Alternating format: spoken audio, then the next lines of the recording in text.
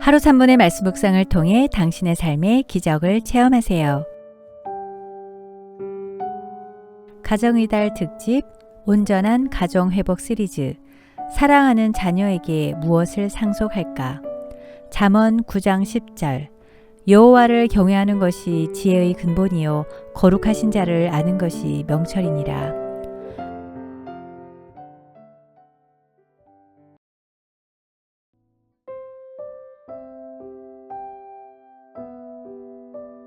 여러분이 자녀에게 유서를 쓴다면 뭐라고 쓰고 싶으신가요? 유서하면 부동산과 같은 재산부터 생각하시는 분들이 많을 것입니다. 그러나 우리가 자녀들에게 상속해야 할 것은 돈보다는 지혜입니다. 재산을 관리할 능력이 없는 자녀에게 재산을 상속하는 것은 총알이 잔뜩 든 총을 3살짜리 어린아이에게 주는 것과 같습니다. 사랑하는 자녀들에게 물고기를 잡는 그물을 들고 세상이란 바다로 나서는 지혜로운 어부가 되게 하기 위해서는 무엇을 상속해야 할까요? 시각장애자이면서 올림픽 국가대표 역도 선수로 투자 전문가와 기업가로 성공한 짐 스토버리 쓴 최고의 유산 상속받기란 책에서 그 답을 찾아보시기 바랍니다. 엄청난 백만장자 레드 스티븐스는 세상을 떠나기 전 자기 친구이면서 고문 변호사인 해밀턴에게 유언장을 자세히 작성해서 맡겼습니다. 그가 세상을 떠나자 고문 변호사는 자손들을 다 모아놓고 유언장을 공개했습니다. 장남에게는 석유가스 회사, 딸에게는 살던 집과 목장, 막내 아들에게는 주식과 채권과 포트폴리오를 남겨 골고루 분배했습니다. 그런데 제이슨이란 조카 손자에게만은 유산이 하나도 없었습니다. 제이슨은 24살로 돈을 숨쉬는 공기 마시듯 쓰며 감사나 부족함 따위는 전혀 모르고 살아온 천방직축 망난이었고 공부도 안 하고 밖으로 나돌며 할아버지 속을 썩였던 손자였습니다. 유산을 못 받은 제이슨은 분노와 반항, 세상에 대한 경멸로 그 짠돌이 영감탱이가 나한테는 한 푼도 안 남겨주다니 라고 소리치고 나가려고 했습니다. 그러자 변호사는 박스를 꺼내며 잠깐만 여기 자네 이름으로 된 별도의 유언장이 있다네 라고 말하고는 박스의 봉인을 뜯고 비디오 테이프를 꺼내 틀었습니다. 할아버지 레드 스티븐슨이 화면에 나타났습니다.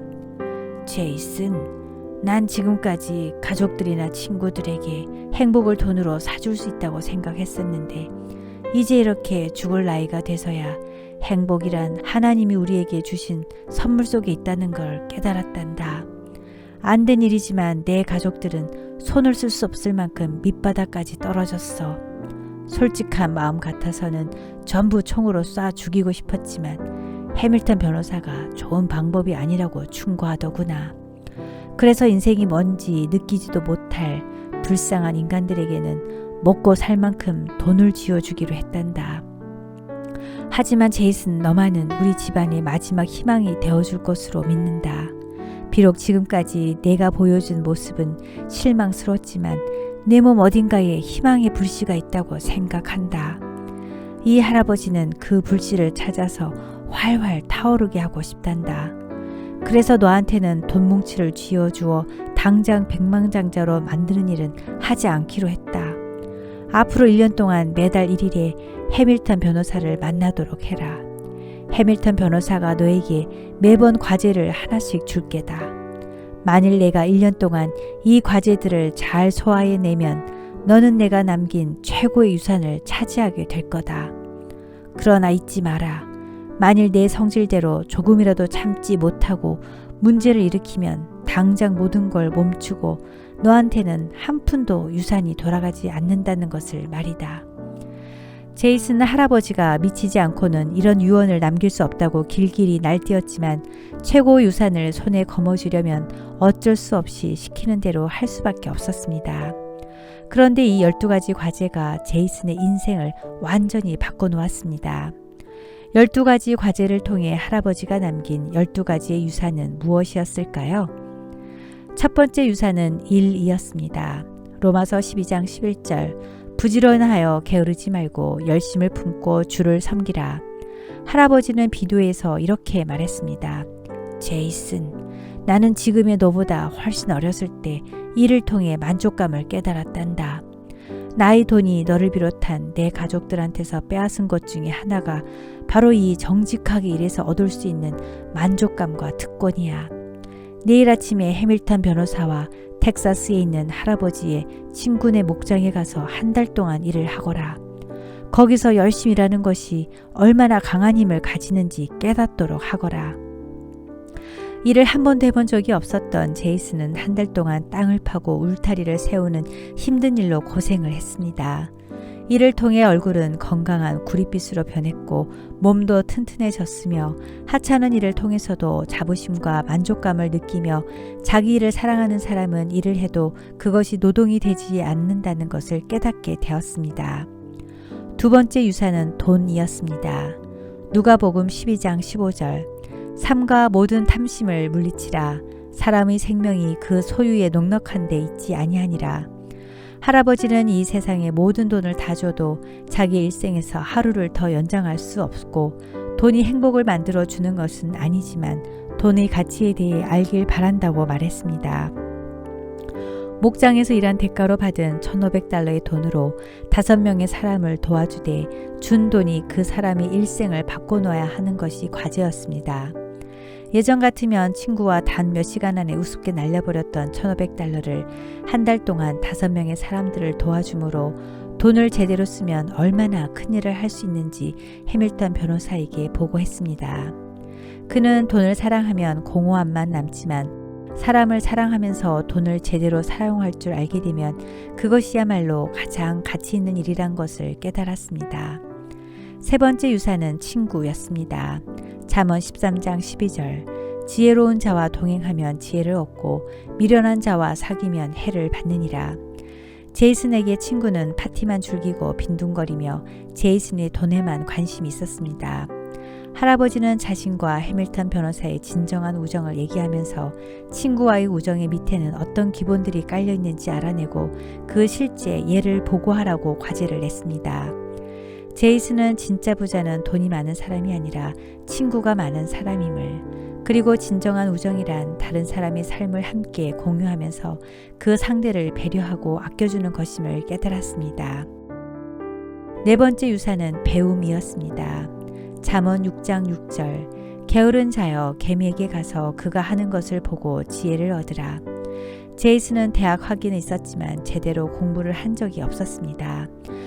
이런 제이슨에게 해밀턴 변호사와 남아프리카의 도서관에 가서 일을 하면서 마음을 열고 지식과 배움의 범위를 넓히는 것이 과제였습니다. 배움이란 목적지를 바꾸면서 평생 계속하는 여행과 같다. 제이슨은 새벽에 일어나 산 넘고 물 건너 수 킬로미터를 걸어와 다 낡아빠진 책 한 권을 빌려가는 순수하고 착한 사람들을 통해 배움에 대한 열망과 갈망이 배움으로 가는 문을 여는 진정한 열쇠임을 깨달았습니다. 물질적인 것은 아무것도 갖고 있지 않아도 배우고자 하는 열망을 가진 사람이야말로 진짜 부자라는 것을 깨닫게 되었습니다. 다섯 번째는 고난이란 유산이었습니다. 베드로전서 5장 10절 잠깐 고난을 당한 너희를 친히 온전하게 하시며 굳건하게 하시며 강하게 하시며 털을 견고하게 하시리라. 할아버지는 고난에 빠진 다양한 연령층의 사람들을 찾아 그들을 통해 배운 것을 해밀턴 변호사에게 보고하라고 했습니다. 제이슨은 안말기로 세상에서 가장 어려운 고난 속에 있지만 즐거운 마음으로 살고 있는 어린아이. 정리해고되어 경제적으로 어렵지만 가족 간의 사랑을 잃지 않고 사는 중년의 가장. 아내의 죽음 앞에서 아내가 지금까지 해준 모든 일에 감사하고 아내가 실망하지 않게 잘 살겠다고 약속하는 노인을 통해 인생은 고난을 현명하게 극복하거나 고난을 안고 직접 도전하며 즐겁게 사는 것이 축복임을 깨달았습니다. 여섯 번째는 가족이란 유산이었습니다. 잠언 17장 1절 마른 떡 한 조각만 있고도 화목하는 것이 재우기 집에 가득하고도 다투는 것보다 나으리라. 할아버지는 비디오를 통해 말했습니다. 제이슨, 우리 가족들은 서로 못 잡아먹어서 안달들이야. 물론 그 책임은 전적으로 나한테 있다. 가족은 뿌리와 과거, 전통이란 유산을 물려준다. 세상에 그 어떤 것도 가족 간의 끈끈한 정만큼 강한 것이 없단다. 가족 간의 정과 사랑이 있는 한 어떤 고난이나 어려움 속에서도 버틸 수 있지. 우리처럼 이름뿐인 가족이 아니라 가족다운 진정한 가족을 내 힘으로 만들도록 하거라. 해밀턴 변호사와 함께 여행을 떠나거라. 이번 기회를 통해 가족의 가치를 배울 수 있기를 바란다. 애들이랑 지내본 적이 없었던 제이슨은 고아원으로 가서 임시 원장으로 지내며 36명의 아이들의 아버지이자 형, 선생이자 친구가 되어 갔습니다. 마지막 날 아이들은 포옹을 하며 눈물을 흘리고 자신이 아끼는 소중한 것들을 선물로 주었습니다. 제이슨은 여기 있는 아이들은 자기 가족이 단 한 명도 없지만 저보다 가족에 대해 더 많은 것을 알고 있었어요. 가족이란 피로 맺어진 게 아니라 사랑으로 맺어지는 것이더군요. 어떤 사람들은 화목한 가족들 사이에 태어나지만 어떤 사람들은 그 가족을 스스로 만들거나 찾아내야 하고, 만일 가족이 되고 싶다면 사랑이라는 돈으로 따질 수 없는 회비를 내야 함을 깨달았습니다. 할아버지가 제이슨에게 주셨던 나머지 6가지의 유산은 무엇일까요? 다음 편에서 계속됩니다. 여러분도 할아버지라면 무엇을 유산으로 남길지 한번 생각해 보세요.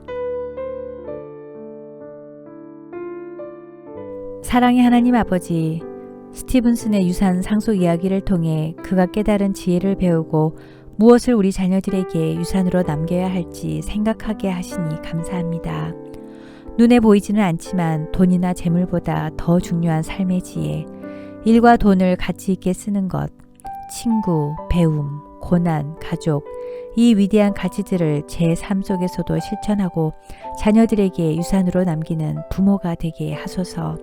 부지런히 일함을 통해 하나님의 역사가 이루어지게 하시고 청지기로서 주님이 허락하신 돈을 가치 있게 하나님 나라 확정을 위해 사용하고 주변의 영적 동지와 기도의 동역자를 통해 삶을 풍성하고 즐겁게 지내며 배움에 대한 열정으로 끊임없이 배우고 고난은 변장된 축복이란 마음으로 도전하고 하나님이 허락하신 가정을 믿음의 명문 가정으로 이루게 하소서.